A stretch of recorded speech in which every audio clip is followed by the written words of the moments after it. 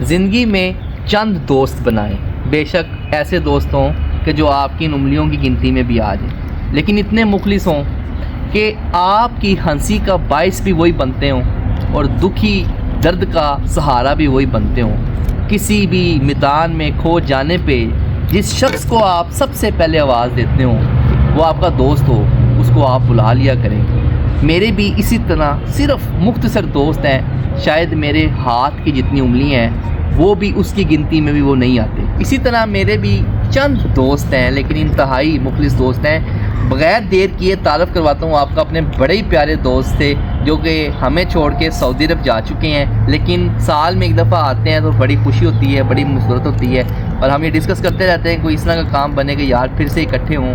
लीजिए जनाब मुलाकात कीजिए अब्बास साहब से। अब्बास साहब अस्सलाम वालेकुम। अब्बास साहब आपके आने में बड़ी खुशी हुई, आज आपने हमारे लिए टाइम निकाला है।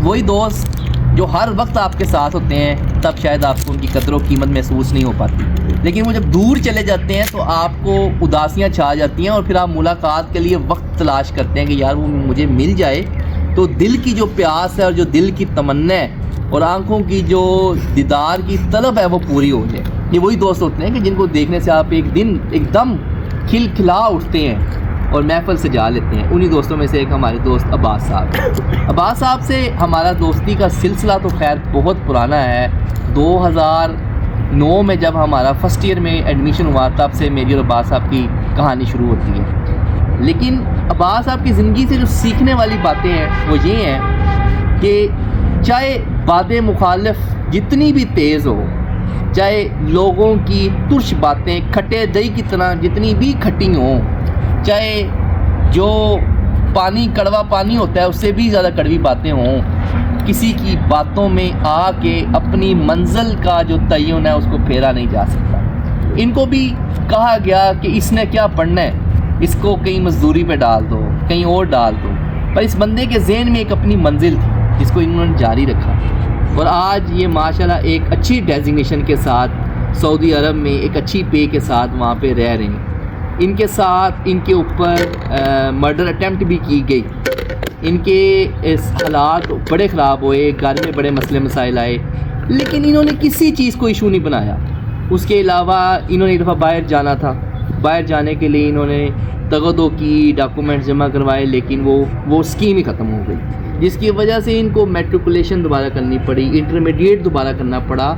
मेरा ख़्याल है कि उस स्टेज पर अगर मैं होता तो शायद मैं पढ़ाई को क्विट कर दिया था, लेकिन अब्बास साहब ने उस टाइम भी ट्यूशन्स पढ़ा के दोबारा से मैट्रिकुलेशन की, दोबारा से इंटर किया, फिर इंजीनियरिंग में एडमिशन लिया, लेकिन अपना सफ़र नहीं छोड़ा। और यही बात अल्लाह को इनकी पसंद आ गई कि आज अल्लाह इनको अपने घर में बार बार बुलाते हैं और गालिबन अब्बास साहब 50 उम्रें कर चुके हैं और इंशाल्लाह आने वाले वक्त में ये हज भी करने जा रहे हैं। अब्बास साहब आप क्या कहना चाहेंगे? मैं यही कहूँगा कि आप जब किसी चीज़ का ठान लेते हैं कि मैंने उस पहाड़ी के टॉप पे पहुँचना है तो फिर वहाँ पे पहुँच के दिखाएं। रास्ते में मुसीबतें, मुश्किलें, परेशानियाँ आती हैं, आप उनको पस्से पुश डाल के बस आप सीधा चले जाएं कि मैंने सीधा जाना। रास्ते में आपको लोग रोकेंगे भी, खींचेंगे भी कि यार तुम क्या कर रहे हो, बस करो, आप बड़ा पढ़ लिया। लेकिन बड़े लोगों ने कहा, क्योंकि मेरे रिलेटिव भी मुझे कहते थे तो बस कर यार तू पढ़ के की किसी चंग लग जाएगा। बिल्कुल। आज वही जनाब रिश्तेदार हैं, वही मोहल्लेदार हैं जो कहते थे यार तू पढ़ के खेल लग जाएगा। वो आज मुझे कह रहे फ़ोन करके जनाब दावत बास साहब यार मेरे मुंडे का काम नहीं बन सकता। हाँ। मेरे मुंडे का वीज़ा नहीं भेज सकते। वही लोग आज मुझे कहते हैं, जो लोग मुझे कल बातें करते थे, जो रिश्तेदार मुझे बातें करते थे, आज वही कहते हैं कि यार नहीं तुम सही पढ़ गए। बिल्कुल, क्योंकि उनको नहीं पता था कि अब्बास साहब किस बस पे किस सफ़र की तरफ रवाना हो चुके हैं। ये अब्बास साहब जानते थे कि मेरी मंजिल वो है और मैंने सही बस पकड़ी है। अल्लाह ताला भी उन लोगों की मदद करते हैं जो एक दफ़ा बस पे बैठ के हिम्मत कर लेते हैं। अब्बास साहब ऐसा कोई वाक़या कि आपके इरादे बड़े टूट गए हों, बड़े आपने कह दिया हो कि यार लगता है कि अब आगे जाने का चक्कर नहीं है, कभी कोई ऐसा वाक़या आया हो? एक दफ़ा आया था जब आपको पता है जब मैं मर्डर अटैम्प्ट उस वक्त मैं होप छोड़ गया था। मैंने कहा यार अब ख़त्म हो गई कहानी। लेकिन अल्लाह ताला ने फिर मुझे मेरी सेहत को रिकवर किया, सेहत मेरी अच्छी हुई और दोबारा से फिर मैं अपने ट्रैक के ऊपर आया।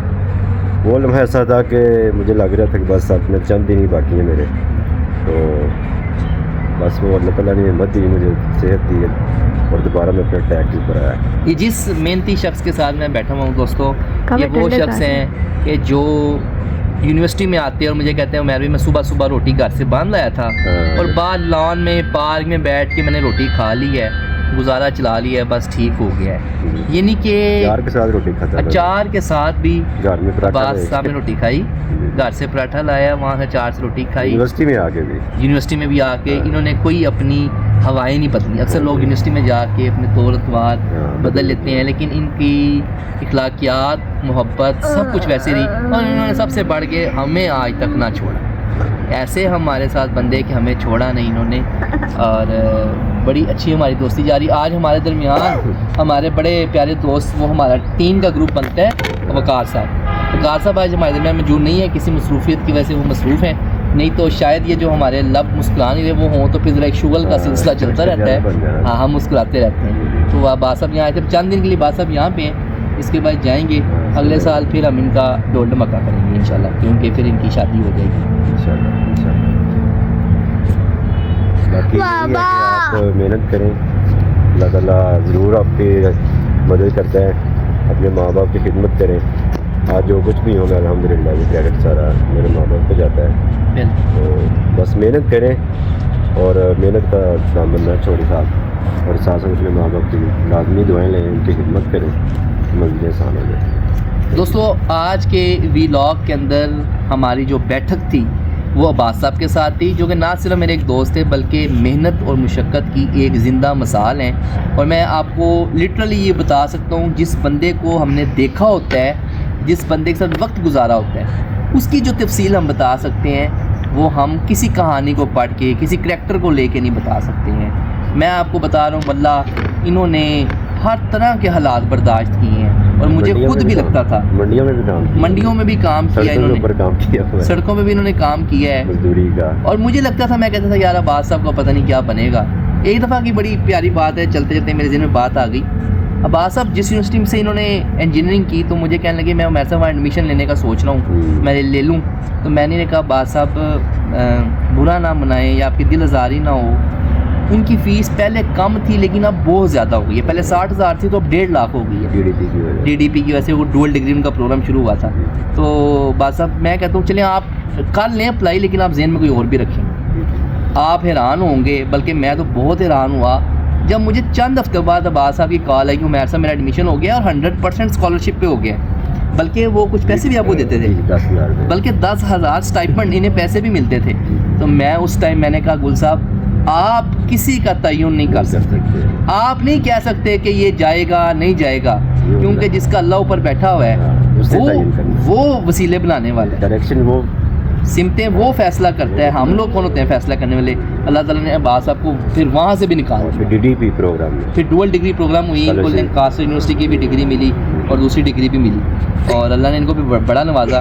तो एक मुश्किलात का जो सफ़र था वो ज़रूर आता है ज़िंदगी के अंदर। ये life is not like a bed of roses के बाद बिल्कुल अल्लाह ताला ने कुरान में भी फरमाया है इन्ना माल उसरी, बेशक हर तंगी के बाद आसानी है। तो ये अब्बास साहब के साथ मुलाकात का सिलसिला जारी रहेगा। तो आप यकीन करता हूँ, उम्मीद करता हूँ कि आप लोगों को हमारी आज की बैठक बहुत पसंद आई होगी। अपनी आरा से हमें ज़रूर आगाह कीजिएगा कमेंट सेक्शन के अंदर। नेक्स्ट व्लॉग के लिए अल्लाह हाफ़िज़।